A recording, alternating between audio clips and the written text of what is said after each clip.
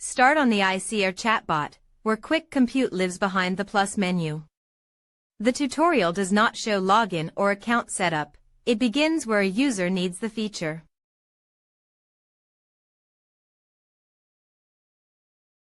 Click the plus menu, then choose Quick Compute. This drawer is the correct place for upload-driven reliability work. It keeps files, workspace context, and commands together.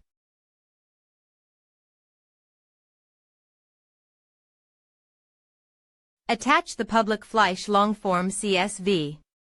The widget confirms the selected file before computation, so the learner sees which dataset will enter the guarded ICR flow.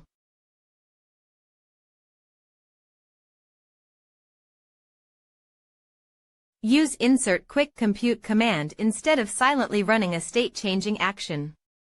In AI4Meta, upload and compute steps remain guarded so users confirm dataset, variable, and metric policy.